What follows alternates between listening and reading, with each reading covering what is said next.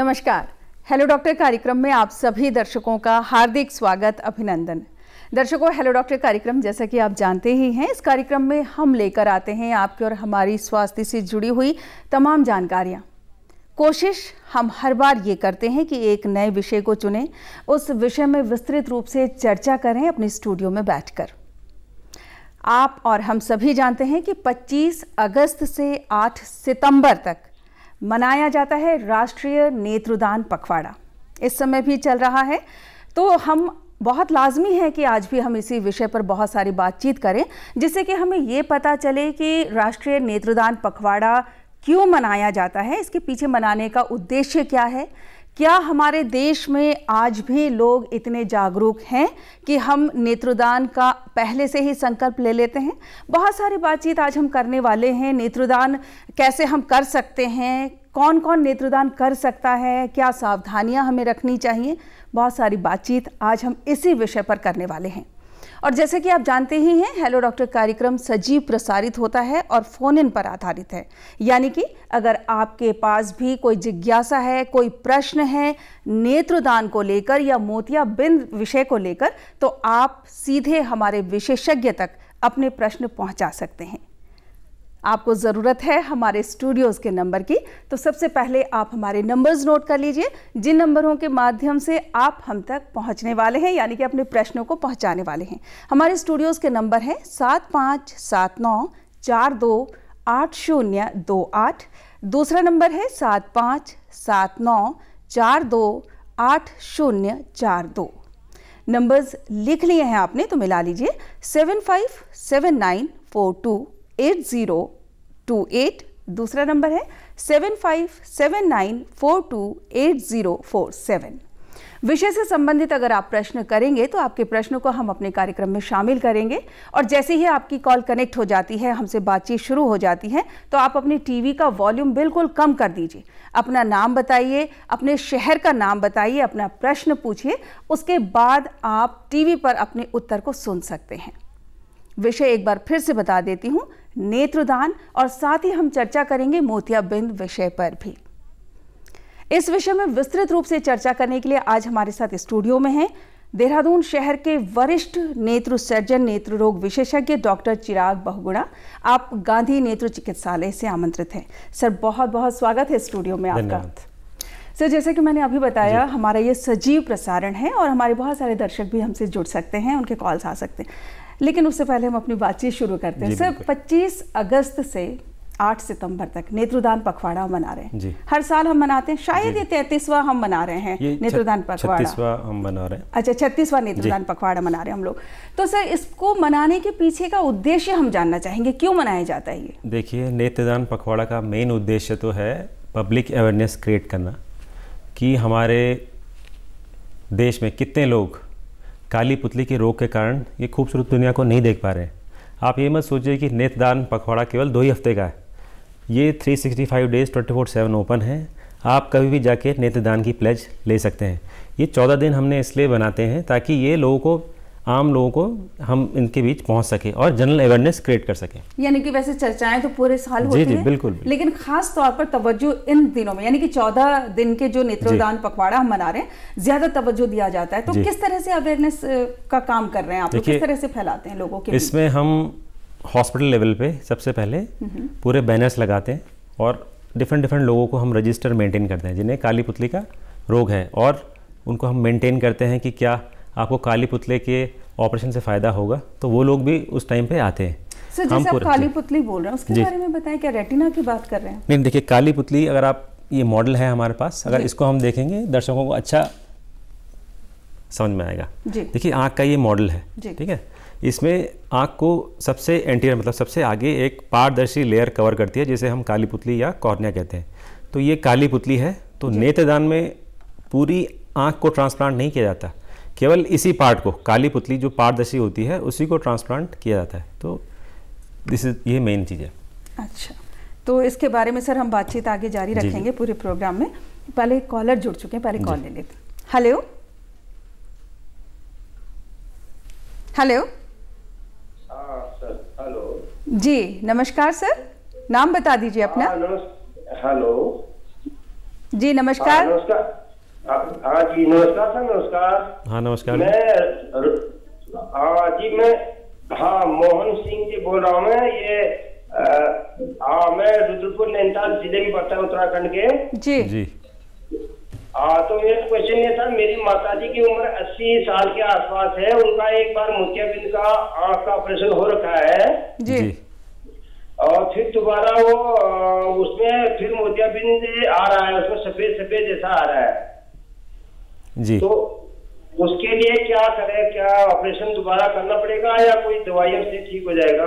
नहीं देखिए, एक बार मोतियाबिंद का ऑपरेशन आ जाता है और उसमें अगर लेंस प्रत्यारोपण कर दिया है तो लेंस के पीछे एक जाली से आ जाती है जो आपको सफ़ेद सफ़ेद दिखाई दे रही होगी।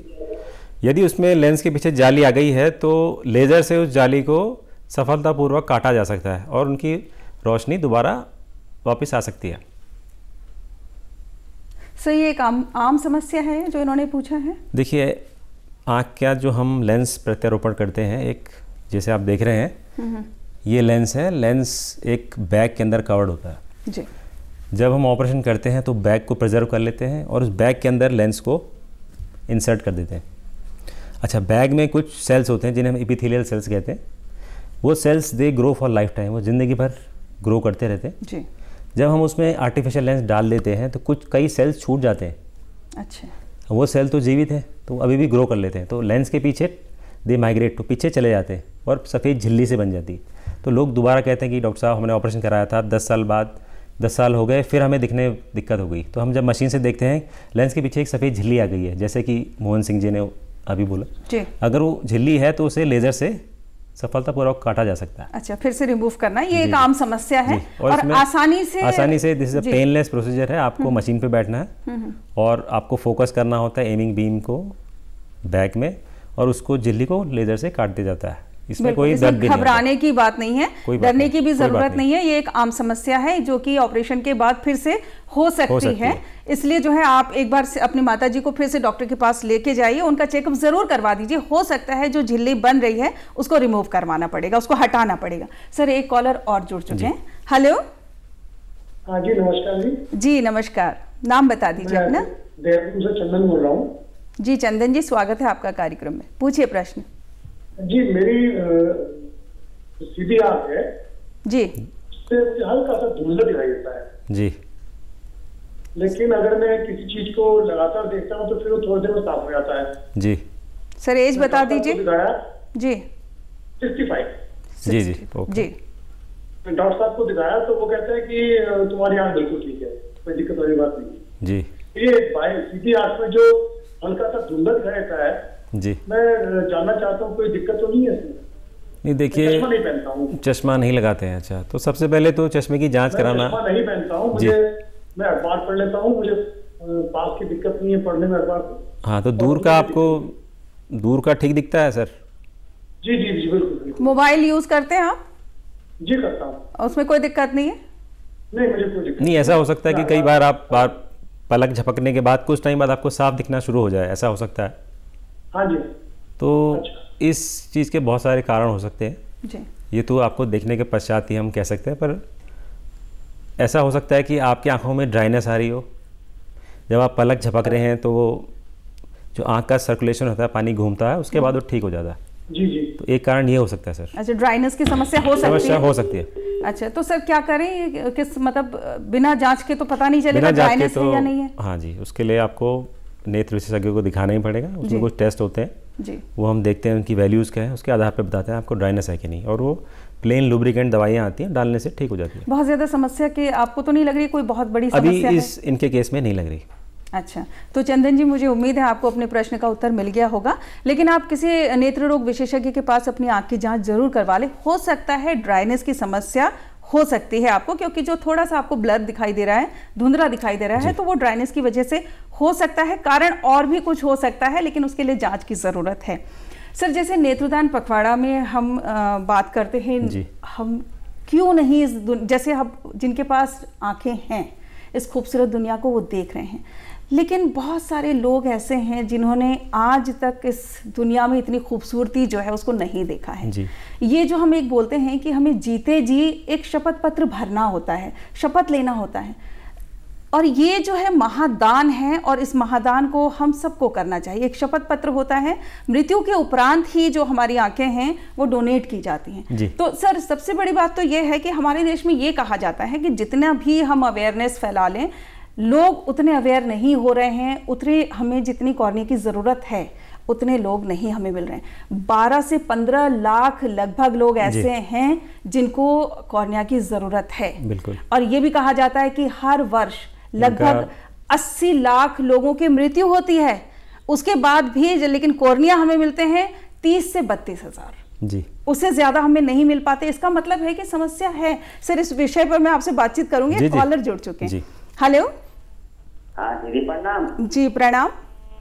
हाँ जी डॉक्टर साहब पूर्ण प्रणाम। ये तेजपाल नीलकंठ पौड़ी गढ़वाल मनोरंजन। डॉक्टर साहब ये सवाल का जवाब क्या है बताइए। हाँ जी बोला। हाँ डॉक्टर साहब पहले सवाल तो मैं जो लोगों ने ब्लड शुगर हो जाना, वो काम को मचा मोतिया होना चांस ज्यादा रहना या आंखा रोशनी कम होना चांस रहना। नंबर 1 सवाल से खरीद जी जी। दूसरा सवाल का साथ से मेरी सवाल है कि मोतिया सिंगल जो ऑपरेशन थी मक्का तो खर्चा है जाना है, और अगर हम अटल आयुष कार्ड है जो स्वास्थ्य कार्ड बने हो तो वह कहने शुरू हो जाए जरा एक जवाब में संतुष्ट दिया सर जी। ब्लड शुगर और आंखों बारे में आपस में क्या सिद्धांत हुई सर जी। जी जी आपन दुई सवाल पूछा छन। तो पहले सवाल के जवाब से कि जो ते शुगर बीमारी से मधुमेह से सर हम चाहेंगे आप हिंदी में जवाब दें। जी, अगर जिनको शुगर की बीमारी है तो ऐसे लोगों में मोतियाबिंद जल्दी आने की संभावना है।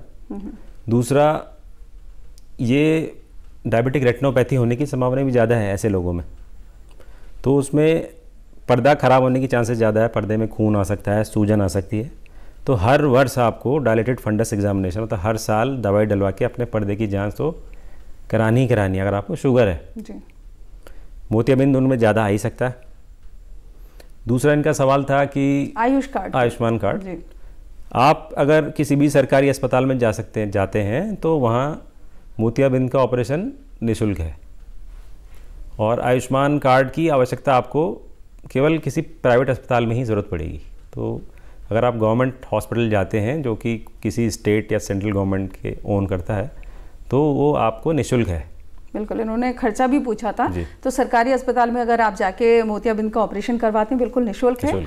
आयुष्मान कार्ड की आपको ज़रूरत तब पड़ जाती है जब आप किसी प्राइवेट संस्था में जाके या प्राइवेट हॉस्पिटल में जाकर अगर आप करवाना चाहते हैं ऑपरेशन, तब जाकर ही आपको आयुष्मान कार्ड की जरूरत। सर मैंने आपसे पूछा था कि लगभग 80 लाख लोग एक साल में मृत्यु हो जाती है, लेकिन अभी भी हमें जो कॉर्निया है 30,000 32,000 ही मिल पाते, क्या वजह है? देखिए, सबसे पहले तो पब्लिक अवेयरनेस बहुत कम है इस केस में। आप देखिए जनरल उसमें देखिए कि कितने ही आँख के जो सर्जन हैं वो कॉर्निया स्पेशलिस्ट है, ऐसा बहुत कम है, और कितने ही करिकुलम में ही नहीं है, मतलब है ना। तो ये चेंज करने की ज़रूरत है कि हर मेडिकल कॉलेज में कॉर्निया स्पेशलिस्ट हो या उसको उसकी ट्रेनिंग दी जाए सबसे पहले। दूसरा, लोगों को पता होना चाहिए जब भी हम लोग प्लेज करते हैं आँख का, वो प्लेज ज़रूरी नहीं है कि प्लेज किए तो कन्वर्ट हो जाए आँख नेत्रदान में जी। तो ये पता होना चाहिए कि जब भी मृत्यु हो जाती है तो उसका जो सबसे नियरेस्ट कीन है, रिश्तेदार है, उसे पता होना चाहिए कि इसने प्लेज की है, और ये पावर अभी उसके पास ही है, रिश्तेदार के पास ही है कि वो बोलें कि जब उनकी मृत्यु हो गई आई बैंक को फ़ोन करें और फिर बताएं। जी जी, है ना। कई बार वो इमोशनल माहौल होता है, कोई फ़ोन नहीं कर पाता, बिल्कुल नहीं कर पाते। सर बातचीत जारी रखेंगे, कॉलर हैं जुड़ चुके हैं। हेलो, नमस्कार, नाम बता दीजिए अपना। डॉक्टर साहब बैठे हैं, मैं इनसे बात करना चाहती थी। बिल्कुल, हम आपकी बात करवाएंगे, आप अपना पहले नाम बता दीजिए हमें। बताया तो था, राजकुमारी। अच्छा राजकुमारी जी, पहले टीवी का वॉल्यूम आप कम कर दीजिए, उसके बाद किस जगह से आपने फोन किया ये भी बता दीजिए, फिर अपना प्रश्न पूछिए।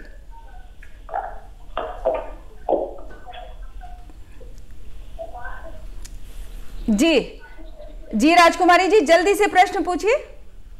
जी, मेरा बेटा है 22 साल का जी, तो उसको 3 साल हो गए, चश्मा लग गया है, वो अब ऑपरेशन करवाना चाहता जी जी। मैं अपने बेटे के बारे में पूछना बिल्कुल बिल्कुल, जल्दी से प्रश्न पूछिए। आंखों में चश्मा लगा है, अभी 22 साल का ही है जी। तो डॉक्टर साहब ने बोला है कि ऑपरेशन करवा लो ठीक हो जाएगा, तो क्या ऐसा होता है ठीक हो जाती है? जी सर। देखिए, ये देखना पड़ेगा कि चश्मे का नंबर कितना है, और सर लेंस की हो सकता है बात हो, चश्मा हटे लेंस लगे, ऐसा कुछ है? देखिए चश्मा हटाने के लिए देखिए बहुत ऑप्शंस हैं। पहला ऑप्शन है कि अगर चश्मा नहीं पहनना चाहते तो कॉन्टैक्ट लेंस पहने, बिल्कुल, तो ऑपरेशन की आवश्यकता नहीं। दूसरा है कि एक कॉर्नियल सर्जरी कराएं, जिसे आम भाषा में लेसिक लोग कहते हैं, एक वो कराएं। तीसरा है ये क्लियर लेंस एक्सट्रैक्शन करवा लें, जो आँख में जो लेंस है उसको हटा के आर्टिफिशियल लेंस डालें। चौथा ऑप्शन है कि आँख में IPCL एक और नया लेंस है कि आँख का लेंस भी वह है, उस लेंस के ऊपर एक और पतला सा लेंस है, वो डलवा सकते हैं। पर ये सब देखना पड़ेगा कि ये आँख इस सब ऑपरेशन के लिए फिट है कि नहीं। सर इन्होंने ये बोला कि इनके बेटे की उम्र 22 साल है, चश्मा लगा हुआ है, और जहाँ ये गए होंगे उन्होंने ये कहा है कि चश्मा हट जाएगा, ऑपरेशन करा लो, आंखें ठीक हो जाएंगी। ठीक होने की बात क्या समझ में आई? देखिए इससे तो हम चश्मा ही हटा सकते हैं बस, है ना। और पहले पर्दा देखना पड़ेगा, पर्दा ठीक है कि नहीं। वो पर्दा वगैरह का ऑपरेशन नहीं की बात कर रहे हैं, इसमें केवल चश्मा हटाने की बात कर रहे हैं। तो चश्मा हटाया जा सकता है। अब आंखें ठीक है कि नहीं, ये वो वही बता सकते हैं जो इनको देख रहे हैं। नहीं, चश्मा लगा है तो विजन में प्रॉब्लम होगी या फिर कोई और दिक्कत हो सकती है, कोई ना कोई दिक्कत जरूर है। जब चश्मा लगा है तो कहीं ऐसा हो सकता है कि चश्मा हटे, विजन ठीक है, तो जो दिक्कत उनको है वो ठीक हो सकती है, या कुछ ना कुछ चेक करके ही पता नहीं, चलेगा? चेक करके ही पता लगेगा कि ऐसे हम नहीं बता सकते, ऐसे ही बता नहीं सकते। तो हम अपने राजकुमारी जी, हम आपको ये ज़रूर बताएंगे कि आपको देखिए डॉक्टर के पास तो जाना ही पड़ेगा। जब आपको किसी डॉक्टर ने ये कहा है कि आपके बेटे का चश्मा हट जाएगा और आंखें ठीक हो जाएंगी, तो आप जाके दिखा दीजिए। हो सकता है लेंस लगाने की भी बात हो सकती है। कहना चाहूँगा कि अगर आपको चश्मा लगा है तो ये मत सोचिए आंखें खराब है। बहुत लोगों को चश्मा लगा हुआ है, मुझे भी लगा हुआ है, फिर मेरी आंखें ठीक हैं बिल्कुल। तो ये मत सोचिए चश्मा लगा है तो आंखें खराब है। आप अगर देखेंगे 90% लोगों को चश्मा है, जो पढ़ने वाले बच्चे हैं उसमें से भी 90% लोग नहीं पहन रहे। पर ये बिल्कुल मत सोचिए, अपने मन से धारणा निकाल दीजिए कि चश्मा आपने पहना है तो आंखें खराब है। बिल्कुल। अच्छा सर, जैसे प्लेज की हमने बात की, शपथ पत्र हमने भरा है, लेकिन बावजूद इसके जो है परिवार वालों को पहले पता होना बहुत जरूरी है, क्योंकि ये काम मृत्यु के बाद कुछ घंटों में ही करवाना बहुत जरूरी है। सर इसका उत्तर बाद में दीजिएगा, कॉलर जुड़ चुके हैं। हेलो, लगता है इनका संपर्क हमसे कट गया। जी सर आप बताएं। देखिए कॉर्निया प्रत्यारोपण जितना जल्दी मृत्यु के बाद दिया जाएगा कॉर्निया, उतना अच्छा होगा। पर ये आपको ध्यान रखना है कि जैसे अगर किसी की मृत्यु हो जाती है तो उस कमरे में AC और पंखे आप बंद करें जी। जिसकी मृत्यु है पलकें आप बंद कर लें और सर के नीचे तकिया रख लें और आँख के चारों ओर की चमड़ी साफ़ कर लें, और एकदम आँख खुली नहीं होनी चाहिए, उस कमरे में पंखा नहीं चलना चाहिए, नहीं तो आँख की पुतली सूख जाएगी। और इसमें और प्रॉब्लम ये भी आती है कि कई बार डेथ सर्टिफिकेट भी चाहिए होता है जल्द से जल्द चीज़ें निकालने से पहले। तो आई बैंक के काउंसलर होते हैं, ये अगर आप उनके थ्रू जाएंगे then they will also arrange for death certificate also. अच्छा, तो नियरेस्ट आई बैंक में कॉल करना सबसे इजी है, कर सकते हैं जी। कई आई बैंक नहीं है तो आई बैंक रिट्रीवल सेंटर भी होते हैं, जो आई बैंक नहीं है बट वो रिट्रीव करने वहाँ से टीम आ जाती है, तो वो भी कर सकते हैं जी। अच्छा सर, सबसे बड़ी बात एक ये भी आ जाती है, ये जरूरी नहीं है कि शपथ पत्र भरा हो तभी हम आई डोनेट करें, परिवार की इच्छा भी हो सकती है, क्योंकि ये तो बहुत बड़ा दान है जी। क्योंकि हम नेत्रदान ही नहीं, अब तो हम देहदान की बात कर रहे हैं। बिल्कुल। नेत्रदान बहुत पहले से हम बात करते आए हैं, लेकिन अब तो देहदान की हम बात कर रहे हैं, और इससे बड़ा पुण्य का काम तो कोई हो ही नहीं सकता।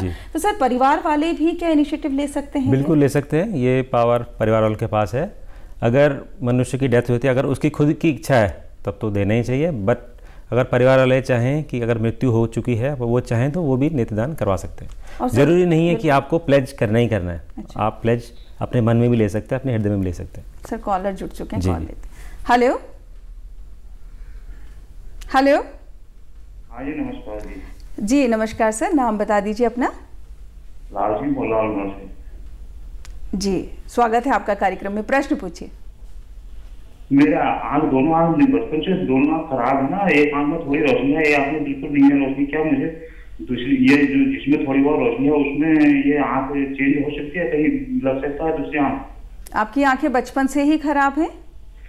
बचपन से ही खराब है, 2-3 साल का था मैं, उसके बाद ऑपरेशन कराया ना, ऑपरेशन भी खराब हुआ कुछ, एक आँख तो बिल्कुल चली गई, एक आँख में थोड़ी बहुत रोशनी है, कम से कम 30% करीब रोशनी है उसमें, या फुल रोशनी आ सकती है उसमें इलाज करके, या दूसरी आँख लग सकती है, चेंज हो सकती है? जी सर। देखिए लाल सिंह का जवाब क्वेश्चन है कि दूसरी आँख बदल सकते हैं कि नहीं, तो मैंने पहले ही बताया कि आँख कभी ट्रांसप्लांट नहीं की जा सकती, केवल काली पुतली ट्रांसप्लांट की जा सकती है। दूसरा हमें देखना पड़ेगा इनके केस में कि कारण क्या है रोशनी कम होने का। अगर काली पुतली चेंज होने के बाद रोशनी उसी की आएगी जिसके बाकी सारी चीज़ें ठीक हों, ऑप्टिक नर्व ठीक हो, पर्दा ठीक हो, तो ही रोशनी वापस आएगी। तो ये सबसे पहले हमें ये जानना है कि क्या पैथोलॉजी है, हम किसको हम कॉर्निया ट्रांसप्लांट करना है। कहीं डॉक्टर को दिखाया है? हेलो, लगता है डिस्कनेक्ट हो गए। जी सर। अब सर जैसे इन्होंने कहा कि एक आंख में 30% तक रोशनी है, अभी दिखाई दे रहा है, तो क्या या उसको उतना ही मेंटेन करके रखा जा सकता है या उसको बढ़ाया जा सकता है? ऐसा तो नहीं कहीं धीरे धीरे वो भी नहीं, देखिए इसका कारण जब तक पता नहीं होगा कि ये कहीं डिजेनरेटिव डिजीज तो नहीं है या पर्दे की कोई बीमारी है। अच्छा, जब तक देखेंगे तो सर कॉर्निया लगाने के लिए भी शर्तें हैं? देखिए शर्तें, कॉर्निया ट्रांसप्लांट सबसे पहले ये पता होना चाहिए कि किसको करना है और किसको कॉर्निया ट्रांसप्लांट नहीं भी करना। अच्छा, किनको हो सकता है सर, ये बताएं। देखिए कॉर्निया ट्रांसप्लांट उसी को करना है जिनका बाकी चीज़ें सब ठीक हों। अच्छा। काली पुतली ठीक, काली पुतली में प्रॉब्लम है, बाकी सारी चीज़ें ठीक है, काम सही कर रही है, ऑप्टिक नर्व सही काम कर रही है, पर्दा ठीक काम कर रहा है, इंटरनल पार्ट जो आँख का है बाकी चीज़ें ठीक होनी चाहिए, तभी कॉर्निया ट्रांसप्लांट उसमें सफल हो पाएगा। अच्छा, तभी हो पाएगा। ऐसा नहीं है जिसको पूरी नस सूख गई है उसमें हम ट्रांसप्लांट कर लें तो उन्हें कोई, क्योंकि देखिए यहाँ से रेज जाती हैं पर्दे में, पर्दे से फिर दिमाग में जाती हैं, तो ये सब चीज़ें ठीक होनी चाहिए। अच्छा, तभी जाके तभी ये सफल हो पाएगा। अच्छा, तो ऐसा नहीं है। अच्छा सर, रजिस्ट्रेशन कराने का क्या तरीका है? जैसे हमें पता है बचपन से ही नहीं दिखाई दे रहा है, तो रजिस्ट्रेशन करवाना पड़ता है कि हमें कॉर्निया की ज़रूरत है, तो कहाँ जाके रजिस्ट्रेशन करवाएं? क्योंकि डोनेट अगर हम कर रहे हैं तो किसी को लगेगी भी तो वो। जी, जैसे आप डोनेट करते हैं तो वो आई बैंक में प्रोसेस हो जाती हैं। अच्छा। और आई बैंक के जो डॉक्टर होते हैं, इंचार्ज होते हैं, रजिस्टर मेंटेन करते हैं पेशेंट का। जैसे कि एम्स दिल्ली में है और एम्स ऋषिकेश में भी स्टार्ट हो गया, तो वो रजिस्टर मेंटेन करते हैं और देखते हैं कि सबसे जल्दी ज़रूरत किसको है। अच्छा, रिक्वायरमेंट क्या है? उनका फ़ोन नंबर भी रख लेते हैं, वहाँ से फिर फ़ोन आता है कि आप आ जाइए, हम आप अभी पुतली आ गई है और आपको हम ट्रांसप्लांट कर देंगे। ठीक है सर, कॉल ले लेते हैं पहले, फिर बातचीत जारी रखेंगे। हेलो। हाँ मैम, नमस्कार। जी नमस्कार सर, नाम बता दीजिए अपना। मैम नाम वीरेंद्र पांडे। जी, किस जगह से फ़ोन किया सर आपने? मैम आपने अपने पापा का आँख का मोतियाबिंद का ऑपरेशन करवाना था। जी, एज बताइए। कब? एज 60 साल। 60-60? हाँ 60 साल। जी, 60 साल के हैं इनके पिताजी और मोतियाबिंद का ऑपरेशन करवाना चाहते हैं, यही पूछ रहे हैं ना आप? जी सर। जी मैम। जी सर बताइए। तो आप आपके अल्मोड़ा में हमारा हॉस्पिटल है, गवर्नमेंट हॉस्पिटल है, वहाँ आप जाके डॉक्टर को दिखा के अपनी तारीख ले सकते हैं। डॉक्टर पूरा चेक कर लेंगे कि क्या वाकई ने मोतियाबिंद के कारण कम दिख रहा है। अगर केवल मोतियाबिंद के कारण ही कम दिख रहा हो तो ऑपरेट कर लेंगे। हमें उम्मीद है आपको अपने प्रश्न का उत्तर मिल गया होगा सर। अच्छा, ये भी बता दीजिए, मोतियाबिंद, हर मोतियाबिंद का ऑपरेशन होना ज़रूरी है या किसी दवाई से ठीक हो सकता है? नहीं, देखिए ऐसा दवाई से ठीक होना तो मैं नहीं कहूँगा, अभी इस पे काम चल रहा है, लेनोस्ट्रॉल करके एक सॉल्ट है, अभी ये आया नहीं है। ठीक है। बहुत से लोग, जैसे आपने आज सही सवाल पूछा, बहुत से लोग ऐसी दवाइयाँ डाल रहे हैं जिस प्रकार हम बढ़ती हुई उम्र नहीं रोक सकते, मोतियाबिंद भी एक लेंस की उम्र बढ़ती जा रही है तो मोतियाबिंद में तब्दील हो रहा है। तो आप ये नहीं सोच सकते कि दवाई डालें ठीक हो जाएगा। हाँ, पर बहुत सारे, ये भी आपका सवाल अच्छा है कि हर मोतियाबिंद में ऑपरेशन कराना आवश्यक है कि नहीं। आपको पहले अपनी नीड देखनी है, प्रोफेशनल नीड, बहुत सारे इसमें कुछ रूल्स होते हैं मोतियाबिंद के ऑपरेशन के।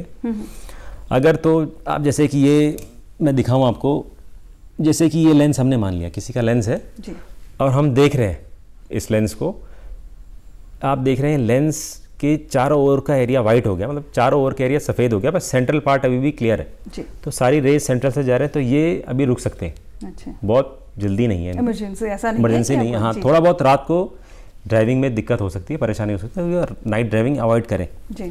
दूसरा केस है ये, इनको आप देखेंगे केवल सेंट्रल एरिया में ही सफ़ेदी है, बाकी एरिया सारा क्लियर है, पर सेंट्रल एरिया से रेज जाती हैं जिससे हमें दिखाई देता है। ऐसे केस को जल्दी कराना पड़ सकता है जी। तो अगर सेंट्रल एरिया इन्वॉल्व हो गया है लेंस का, तो ऐसे केस में आपको तुरंत, ये जांच के बाद ही पता चलेगा कि हमें तुरंत ऑपरेशन करवाना है या अभी थोड़ा इंतजार किया जा सकता है। सर, एक कॉलर है जो जुड़ चुके हैं। हेलो। हेलो, नमस्कार मैडम। जी नमस्कार सर, किससे बोल रहा हूँ? जी देवेश जी, स्वागत है कार्यक्रम में। जी पूछिए, प्रश्न पूछिए। मैडम मेरे दो क्वेश्चन हैं। पहला क्वेश्चन ये है कि देखा जाता है आमतौर से कि जो लोग बढ़ती उम्र में दो रोग होते हैं, एक तो मोतियाबिंद का जी। और दूसरा ये है कि एक तो नजदीक की, सबसे शुरू में 40 के बाद ये स्थिति आती है कि लोगों को नजदीक की पढ़ने की दिक्कत होती है, बाद में फिर वो दूरी भी ब्लर होने लगती है।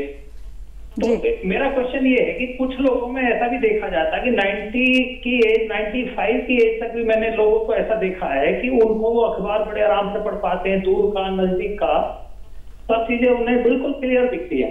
तो ऐसा क्या साइंटिफिक फैक्टर है कि जिसकी वजह से उन लोगों की जो नजरें हैं उनको ना तो मोतियाबिंद होता, ना ही चश्मा लगता, और वो इतनी एज तक भी लाइफ लॉन्ग भी पढ़ते रहते हैं या दूर की चीजें, सब चीजें देखते रहते हैं, इवन लेडीज सिलाई करती रहती हैं जी। तो एक तो मैं ये जानना चाहता हूँ कि ऐसा क्या फैक्टर है कि जिससे उस चीज को अटेंड किया जा सकता है और आगे लोगों को चश्मा ना लगे या कोई दिक्कत इस तरह की ना आए जी। और दूसरा मैं ये जानना चाहता हूँ कि अगर किसी की आंख में पर्दे में कोई दिक्कत आ गई और वो उसकी वजह से उसे जो है कोई पार्ट किसी भी व्यू का एक पर्टिकुलर हिस्सा नहीं दिखता है जहां भी वो फोकस करता है जी जी। तो क्या इसका कोई इलाज है कि या इसका केवल कॉर्निया प्रत्यारोपण ही एक इलाज बचता है? सर 2 प्रश्न हैं। पहला सवाल इनका है कि कई लोग 80 या 90 साल के हो चुके हैं, वो अपना नज़दीक का काम अखबार पढ़ रहे हैं या सुई धागा कर रहे हैं। बिल्कुल ठीक सवाल है आपका। ऐसे कई लोग हैं जो ओल्ड हो जाते हैं, जैसे 80-90 साल के हो जाते हैं, उन्हें जनरली ऐसे केस में न्यूक्लियर स्क्लेरोसिस कहते हैं हम उसे, मतलब मोतियाबिंद आना शुरू हो गया है। न्यूक्लियर स्क्लेरोसिस के कारण जो लेंस की डेंसिटी बढ़ गई है, उसका रिफ्रैक्टिव इंडेक्स बढ़ गया है, तो उन लोगों को माइनस नंबर आ जाता है अपने आप। अच्छा। तो वो लोग नज़दीक का बिल्कुल आराम से पढ़ लेते हैं जिनको माइनस नंबर होता है। इस चीज़ को सेकंड साइड भी कहा जाता है साइंटिफिक टर्म में। तो पहले ऐसा हो सकता है कि उनको दूर का साफ नहीं दिख रहा हो पर नज़दीक का बहुत साफ दिख रहा हो, तो this is due to nuclear sclerosis, मतलब मोतियाबिंद उनको आना शुरू हो गया है और उस मोतियाबिंद की वजह से लेंस का जो नंबर है माइनस में चला गया है, आँख का नंबर माइनस में चला गया है, इसके कारण वो नज़दीक का बड़े आसानी से पढ़ पा रहे हैं। तो ये तो हो गया पहला। सर जेनेटिक रीज़न भी हो सकता है? नहीं, जेनेटिक किस चीज़ के लिए? जैसे इन्होंने कहा कि 80-90 साल तक किसी को चश्मे की ज़रूरत नहीं होती, वो न्यूज़पेपर पढ़ सकते हैं, तो ऐसा मैं बता रहा हूँ कि माइनस नंबर आ जाता है मोतियाबिंद की वजह से। जेनेटिक ऐसा कुछ नहीं? ऐसा कुछ जी नहीं। जी जी। अब दूसरे प्रश्न का उत्तर दे दीजिए। दूसरा प्रश्न था कि अगर पर्दे में कोई, तो देखना पड़ेगा कि पर्दे में क्या दिक्कत है और क्या वो ठीक की जा सकती है कि नहीं। तो ये बहुत सारी चीज़ें हो सकती हैं, तो बिना कह नहीं सकते कि क्या दिक्कत है, और तो दिक्कत जानना ज़रूरी है। पहले पर्दे में क्या दिक्कत है उसका समाधान उसके हिसाब से है। और दूसरा इन्होंने पूछा कि क्या पर्दे का प्रत्यारोपण तो अभी यहाँ नहीं है, बट कुछ अभी प्रत्यारोपण हुए हैं पर्दे के, पर यहाँ नहीं, अभी वो एक्सपेरिमेंटल स्टेजेस में है। अभी सबसे सफल केवल कॉर्निया ट्रांसप्लांट ही है। जी सर, एक कॉलर और जुड़ चुके हैं। Hello hello hello. हाँ जी मैडम, नमस्ते। जी नमस्कार सर। हाँ जी नमस्ते मैडम। सर नाम बता दीजिए। नमस्ते सर, नाम बता दीजिए और किस जगह से फ़ोन किया है, उसके बाद आप प्रश्न पूछिए जल्दी से। जी राकेश बोगला है, कृष्णनगर टेलीगढ़वाल से। जी राकेश जी, पूछिए प्रश्न, जल्दी से पूछिए। मैडम मेरा जो है कोरोनिया में अल्सर बताया है कि लेंस होते हैं ना जी, कोरोनिया में अल्सर बताया है मैडम, इसके लिए कुछ मुझे जो है क्या करना पड़ेगा? सर समझ में आया आपके? कॉर्नियल अल्सर बताया आपको? आप कोरोनिया का अल्सर बताइए। जी जी जी जी सर बताएं। अगर कॉर्नियल अल्सर बताया, इसका मतलब ये ऑलरेडी किसी आई सर्जन को दिखा चुके हैं। अच्छा, जी जी जी। आप पहले डॉक्टर से मिल चुके हैं ना, आंखों के डॉक्टर से दिखा चुके हैं? श्रीनगर में दिखा चुका हूँ और श्रीनगर में जी जी वहाँ पे हॉस्पिटल में दिखा चुका हूँ मैडम इसको, और वो कह रहे थे कि आप यहाँ नहीं हो पाएगा, आप बाहर जाइए, तो इसके लिए क्या करना पड़ेगा? जी अच्छा, अगर देखिए कॉर्नियल अल्सर है तो हमें देखना है अल्सर किस चीज़ के कारण हुआ है, या बैक्टीरिया के कारण है, फंगस है कि वायरल अल्सर है। तो इससे सबसे पहले पैथोलॉजी की जांच भेजनी चाहिए और देखना चाहिए कि क्या किसके कारण है। अगर बैक्टीरिया है तो एंटीबैक्टीरियल दवाइयाँ शुरू करेंगे, फंगल है तो एंटी फंगल, और वायरल अल्सर है तो एंटीवायरल शुरू करेंगे। ठीक है। उसके बाद जब ये प्रॉपर हील हो जाएगा फिर देखेंगे कि इसकी पारदर्शिता कितनी बाकी है। अगर पारदर्शिता बची है तो बिना किसी प्रत्यारोपण के काम चल जाएगा। अगर 70 to 80% कॉर्निया इन्वॉल्व हो गया या कॉर्निया की लेयर्स इन्वॉल्व हो गई हैं तो देखा जाएगा कि इनमें प्रत्यारोपण की आवश्यकता है कि नहीं। अच्छा, तो पहले हमें कॉर्नियल अल्सर को ट्रीट करना पड़ेगा। अच्छा, पहले उसका अल्सर का इलाज होगा, अल्सर का इलाज होगा, बिल्कुल, उसके बाद ही जाके जो भी आगे का ट्रीटमेंट होगा वो होगा। अच्छा सर, समय सीमा में बंधे हैं, चलने से पहले मैं ये आपसे जानना चाहूँगी, क्योंकि हमारे देश में जैसे मैंने अभी कहा मृत्यु तो है पूरे वर्ष में 80 लाख के लगभग, लेकिन कॉर्निया हमें मिलती है अभी भी 30-32 हज़ार, है ना। तो सबसे बड़ी ये भ्रांति है हमारी सोसाइटी में कि अगर हम नेत्रदान करते हैं तो हो सकता है अगला जन्म हमें जो मिलेगा हो सकता है हम बिना नेत्र के हों या रोशनी ना हो। तो ये जो भ्रांति है इसके बारे में आप बताएं क्या है? देखिए, अगर आप किसी का भला भला करते जाएंगे तो अगले जन्म में आप और अच्छे बनेंगे। सबका ये, मेरा तो यही सोचना है, आपका भी यही सोचना होना चाहिए। और कई लोग सोचते हैं कि नेत्रदान करते हैं तो पूरा चेहरा बिगड़ जाएगा, डिसफिगरमेंट हो जाएगा। अब बिल्कुल ऐसा नहीं है।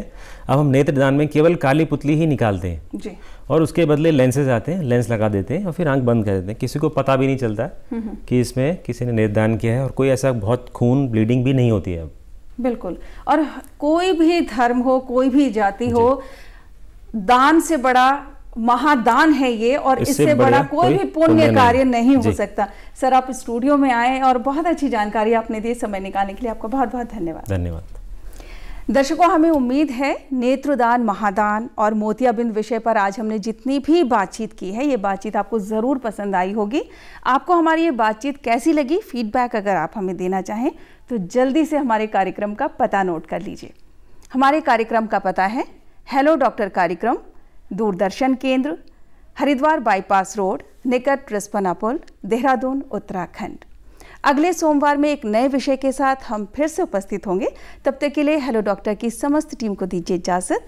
नमस्कार।